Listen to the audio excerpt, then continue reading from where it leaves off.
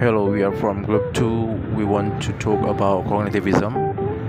So, the first one will be led by Mr. Agi, Mr. Sohan, and me, Richard Tamalawan Sinaga, and the last one is Niat Hati. But before that, I want to say thank you to my lecturer, Dr. Rosdiana. Thank you so much for the chance, and I will give my best to explain this cognitivism. Especially for me, I will tell the history of cognitivism. The history of cognitivism. Cognitivism was founded by John Piaget. John Piaget was born in 1896 in Switzerland, and he was the oldest son of Arthur Piaget and Rebecca Jackson. When John Piaget was 10 years old, Piaget's fascination with mollusks drew him to the local museum of natural history, where he stayed at specimens for hours on end. And when John Piaget, 11 years old, and he attended New Hatton Latin High School, John Piaget wrote a short scientific paper on the albino sparrow. And by the time he was a teen, his papers on mollusks were being widely published. Piaget's readers were unaware of his age and considered him, John Piaget, an expert on the topic. In 1920, working in collaboration with Theodore Simon at the Alfred Binet Laboratory in Paris, John Piaget evaluated the result of standardized reasoning tests that Simon had designed. Over the course of his 6-decade career in child psychology, John Piaget also identified 4 stages of mental development. The first one is sensory-motor stage, and the second one is pre-operation stage, and the third one is concrete operational stage, and the fourth one is formal operations. So every stage are different. For sensory-motor stage, it takes place when children are 0 until 2 years old, and pre-operation stage take place when children are 3 until 7 years old, and concrete operational stage when children 8 until 11 years old, and formal operation when children 12 to 15 years old. I will tell you those stages. So the first one is sensory motor stage. This is the sensory motor is not growing up yet, so the individual or the baby get knowledge through the 5 senses or panca indera in bahasa, and motor movements or gerak motorik. So like example, babies listen to her mother's voice. So when the baby listen to her mother's voice, so they can differentiate his mother's voice from other voices. Jadi Bapak Ibu, anak-anak bisa mengenal skema atau bentuk dari suara ibunya ataupun dari suara lain, seperti itu. The second one is pre-operation stage. This is the develop intelligence through the use of symbolic language, fantasy play, and natural intuitions.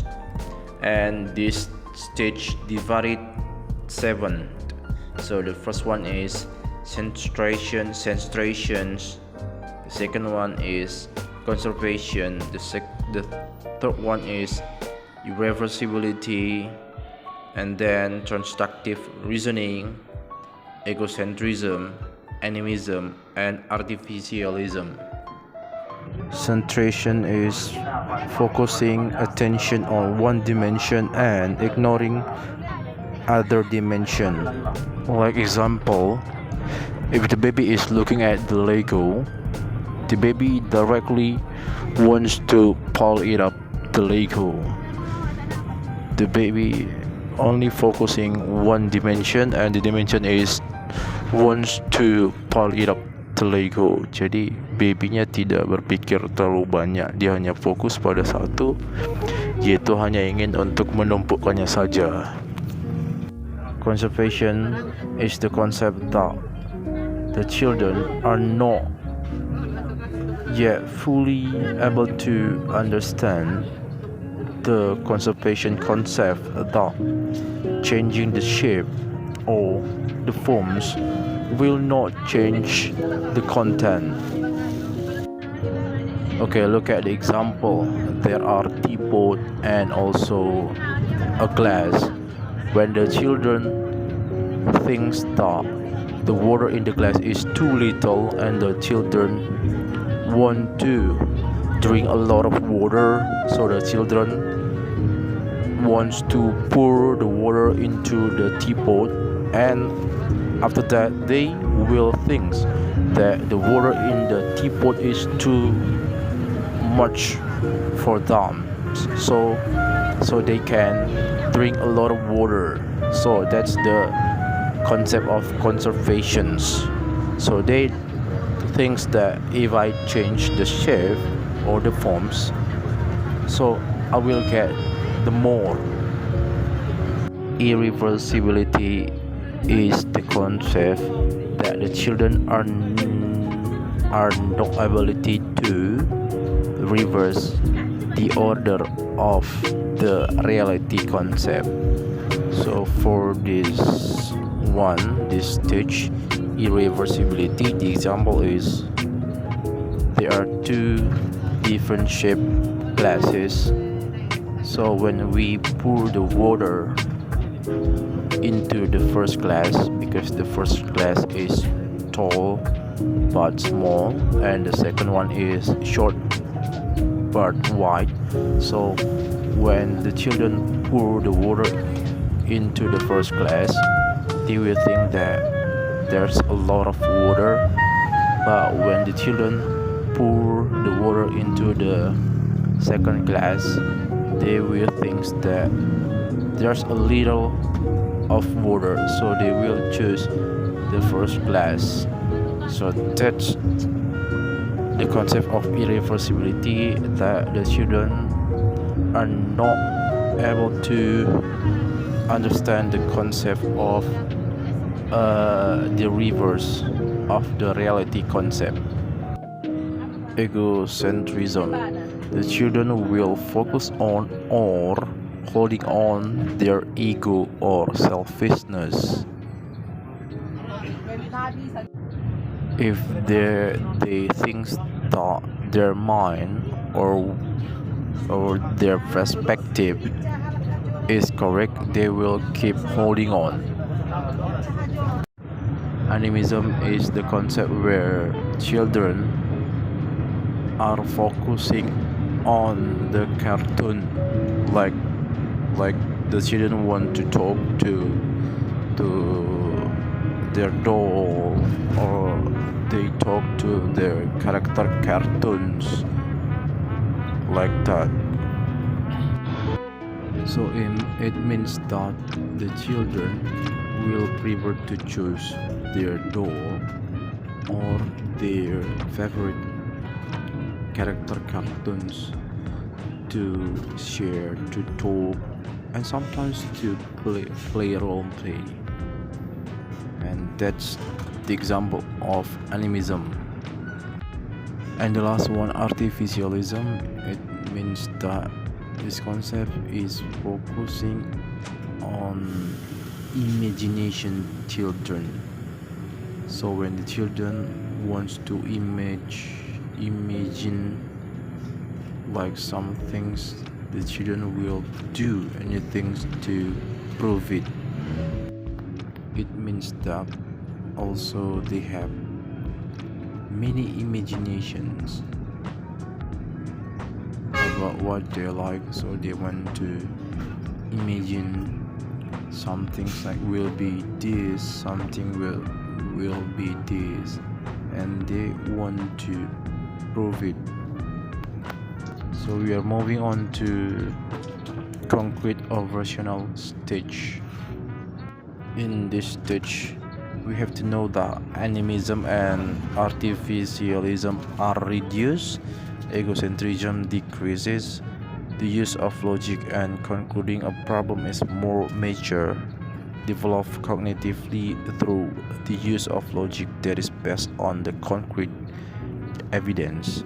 So they prefer to know anything, but that's based on the proof or evidence.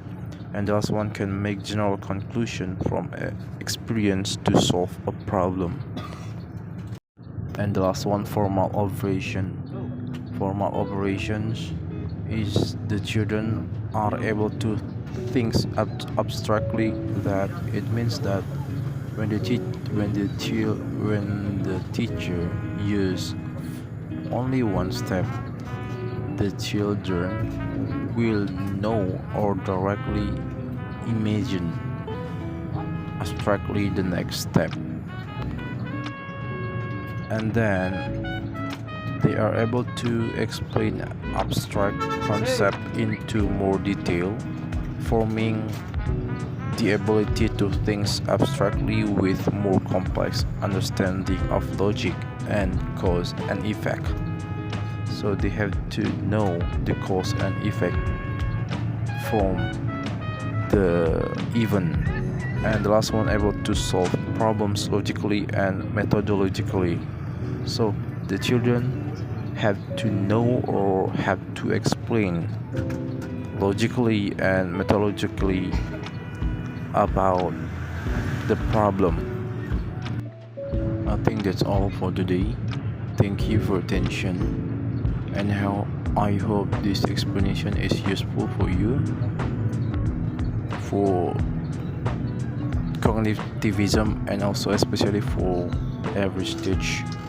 And if I had a mistake, please apologize me, and please give a comment to improve my English and my knowledge. And the last but not least, God bless you.